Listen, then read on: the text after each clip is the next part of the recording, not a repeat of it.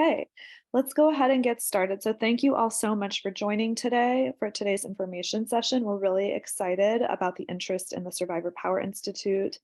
My goals for today are to share a little bit about Healing to Action and who we are for people who are meeting us for the first time, to also share some information about the genesis of the Survivor Power Institute, how we came into creating this program, and then to talk a little bit about what participants can expect in the Survivor Power Institute, and finally concluding with some logistics and information about the application process. And definitely want to leave some time for questions, and feel free to put questions in the chat, which I will try to answer as I go along, or at the very least at the end of the presentation. So we can move to the next slide, Amara. Thank you. So Healing to Action, our mission is to end gender-based violence through building the leadership and collective power of the communities most impacted. And we define those communities who are most impacted by gender-based violence due to systemic inequities as being Black and Brown communities, low-income people, people with disabilities, LGBTQ plus communities, and people with disabilities. And we work across these different identity groups to build collective power rooted in the experiences of survivors, to address the root causes of gender-based violence and to transform community responses. We have three main strategies that we use to achieve our model. The first is leadership development. We have an 8-week program called Healing Generations.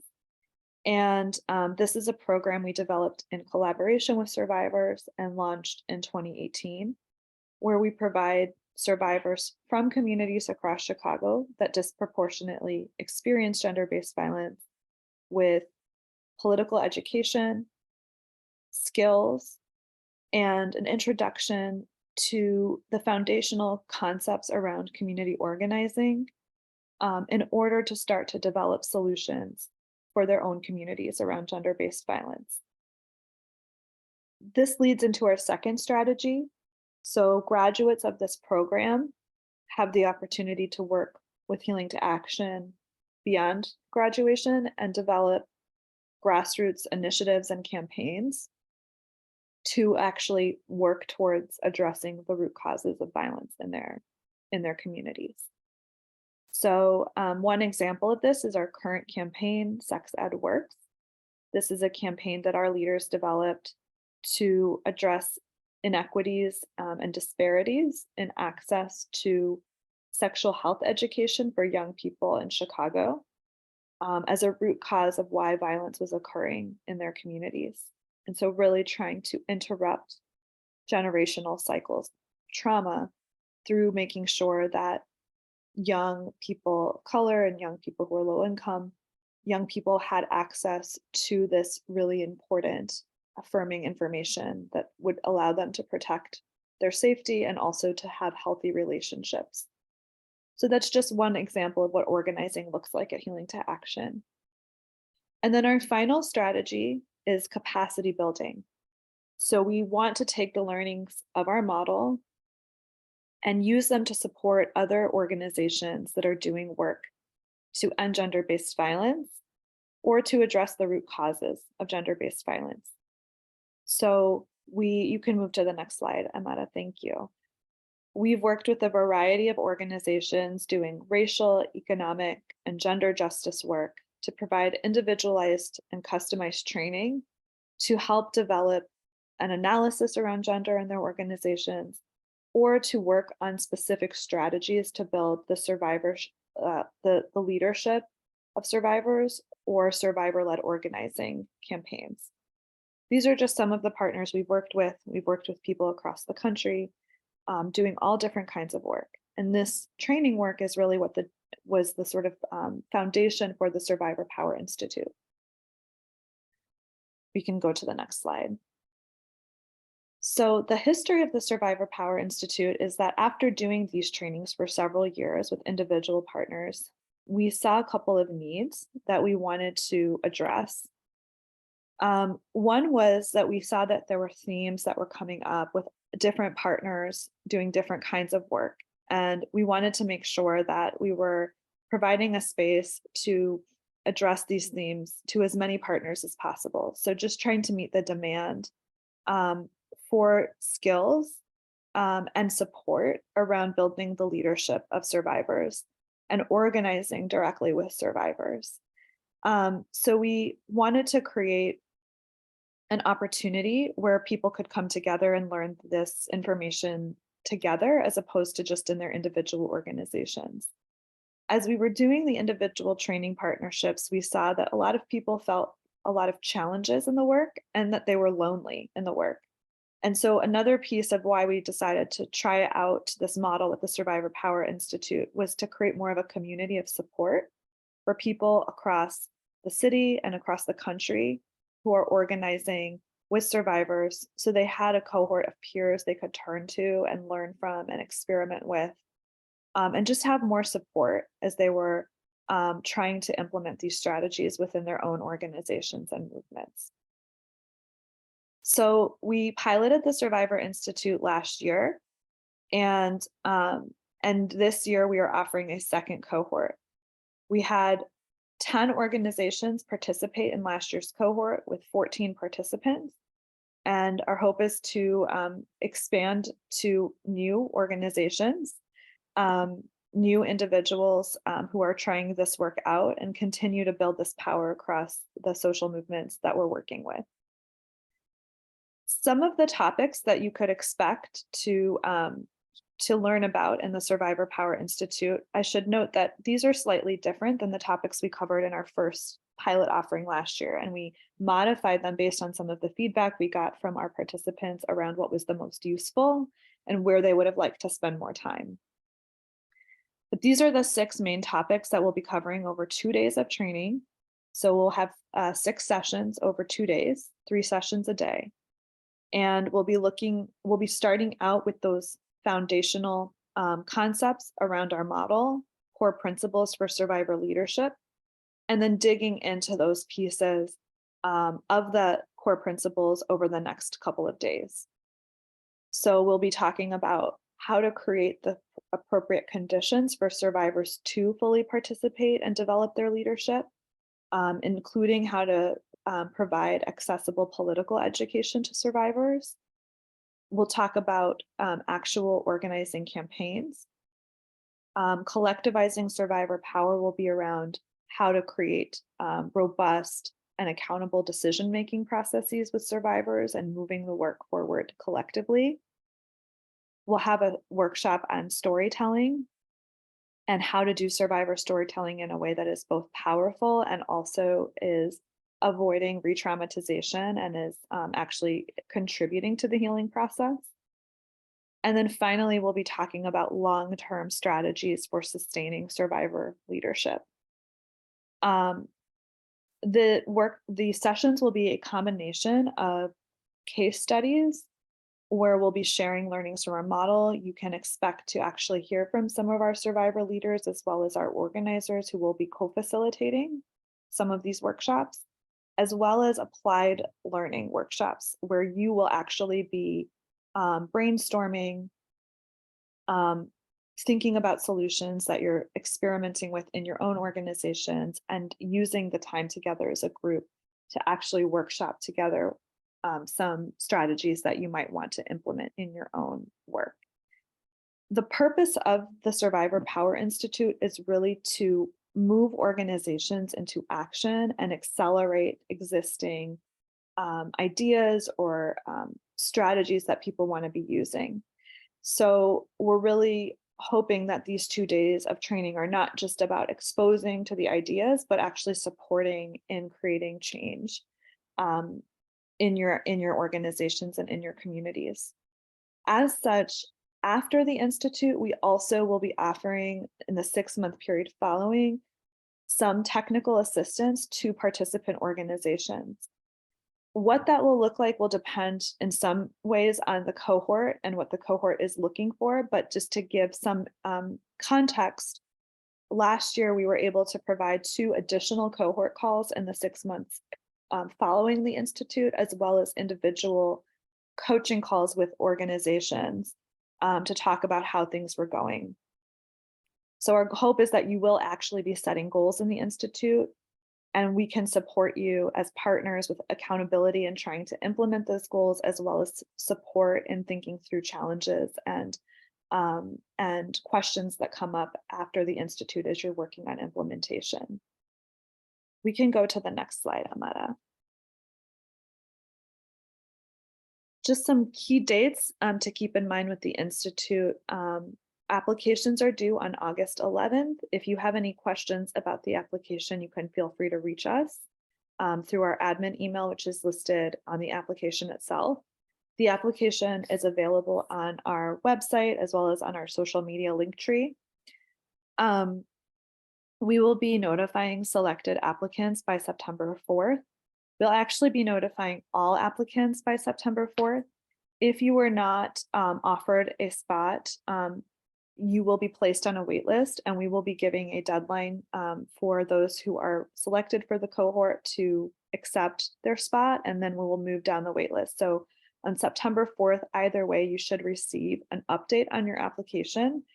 And if you are put onto the wait list, you'll also receive a timeline for when you can expect to hear whether or not you have been able to get a spot in the cohort, and then a timeline for when you need to accept your spot.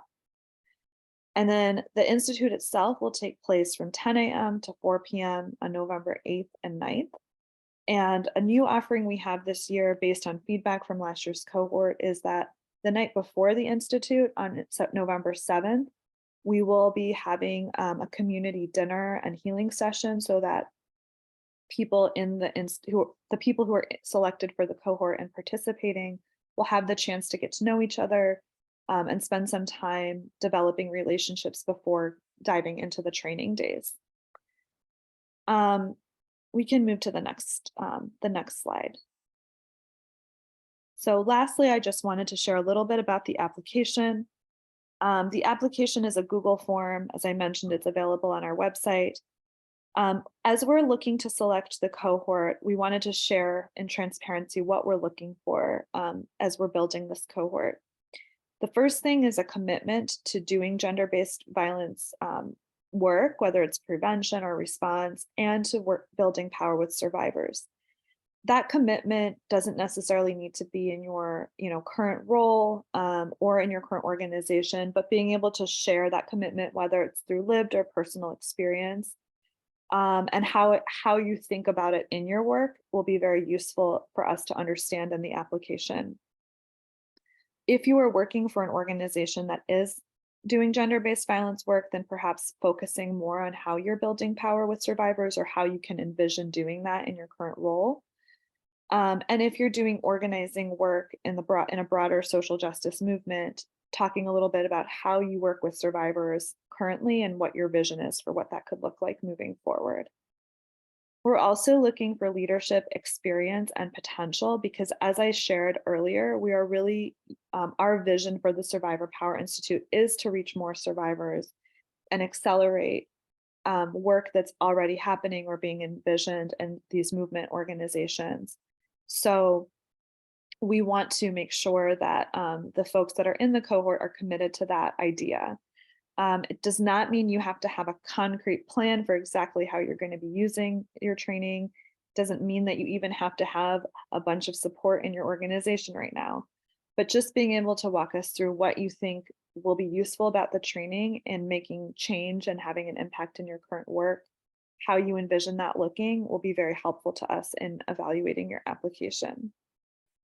Finally, we're looking for diversity in lived experience, geography, the issues people are working on, and the roles that you have within your current organizations. We have seen such a value in our survivor leader cohorts of having this rich diversity and having the most meaningful learning experience possible to have different peoples who can contribute their learning and wisdom to the cohort. And also back to that initial point I made about having that supportive network, we have found that having people from your cohort who are in completely different parts of the social justice movements, or who are in different cities, just having that ability to have that exchange and that support from people who aren't like right in the work that you're doing can be very, very beneficial. So we'll be looking at this from the cohort level and really trying to build as diverse a cohort as possible. Um, I believe that is everything I wanted to cover. So I just want to stop here to see if anybody has any questions. We're very excited to receive your applications. We're very grateful for your interest in the program, and we're really looking forward to hopefully meeting some of you and working with some of you in the next several months. So I will stop here to see if anybody has any specific questions. You can either go off of mute if you want to ask out loud, or you can type them into the chat.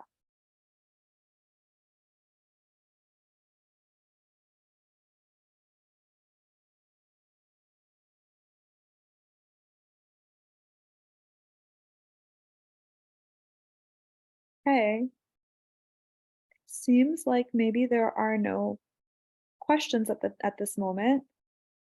So I hope this has been helpful. And if you have any questions that come up as you're working on the application, oh, I see there are actually two questions. Okay, one is in the chat. I'll start with this one from Selena. Yes, thank you for asking that, Selena. It is an in-person training. So this is happening, and I appreciate the question and should have covered it. So thank you for reminding me. This is in person. This is happening in Chicago.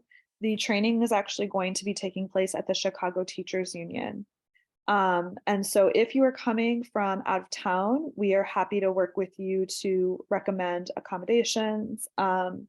So if that is something that you are thinking about doing and you want to reach out ahead of time, feel free to do that during the application process or after you've received acceptance into the program.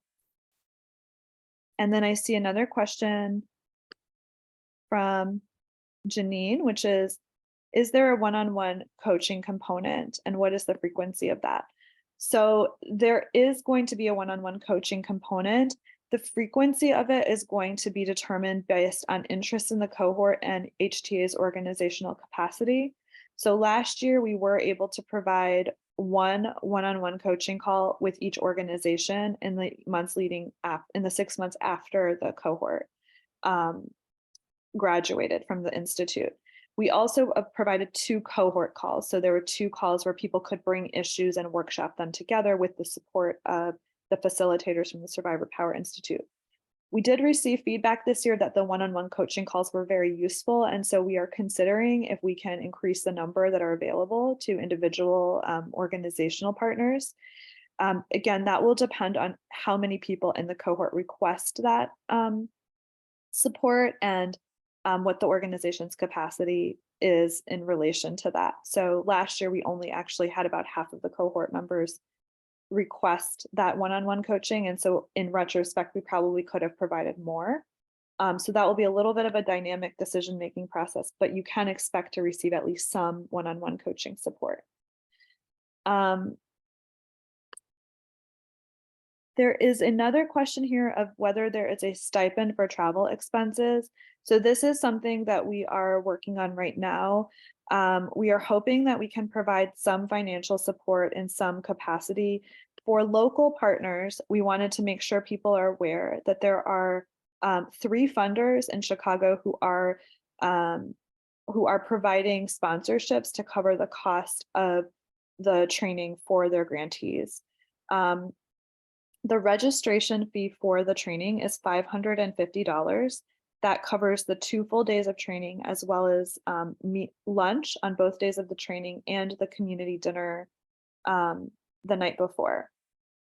So that is what the cost of registration is. And for people who are for people who are working at organizations that are funded by the Crossroads Fund, the Woods Fund, or the Chicago Foundation for Women, there are sponsorships available where that cost of registration can be covered.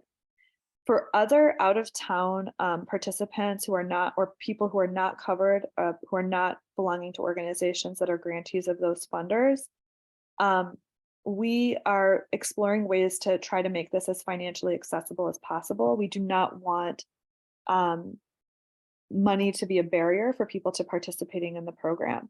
So what we are saying right now is to please do not, please apply. And if selected for the cohort, we are committed to working with you to try to make it accessible for you to attend. What exactly that support is going to look like, we're still trying to figure out. And we are very open to working with you on like what the specific expenses are that you might need support with versus other expenses that perhaps are covered within your organization's budget or you believe that you could successfully fundraise for. So hopefully that answers the question. And if there's any follow-up around that, please let me know.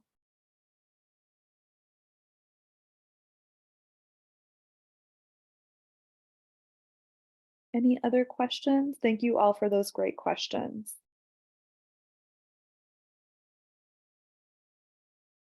Okay, and as I mentioned, oh, one more. Is there a place we can see the total cost breakdown? Um, just to clarify, I just want to make sure I understand the question. The total cost breakdown for the registration or for the like for travel plus registration?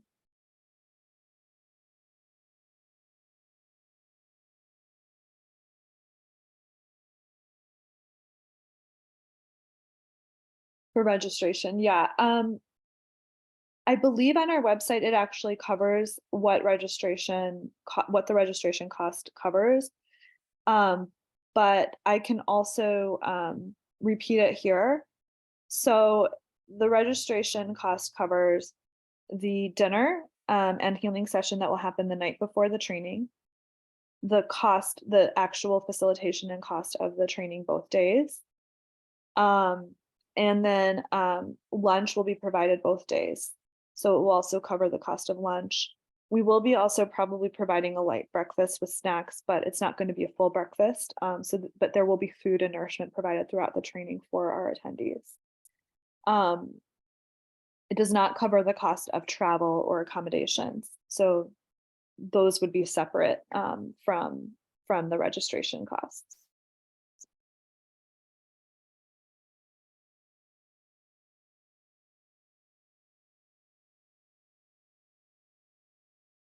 Question of where is it located? So it is going to be located in Chicago at the Chicago Teachers Union.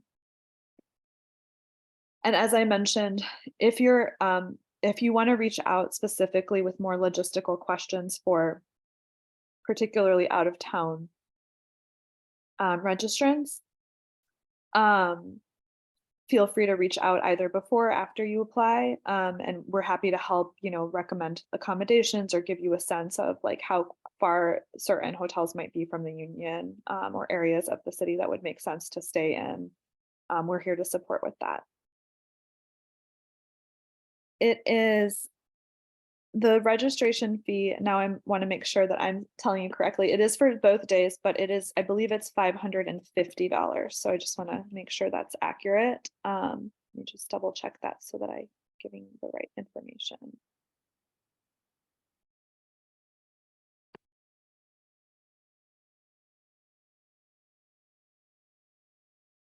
Yes, it's 550 and that covers both days. All right. Any last questions? Okay, well, thank you so much to everyone who attended. Feel free to get in touch if you have any other questions. We really appreciate people's participation and really hope to see some of your applications and meet some of you here in Chicago in November. We'll go ahead and yes, thank you. Have a wonderful rest of your day, everyone. And thank you so much for your time.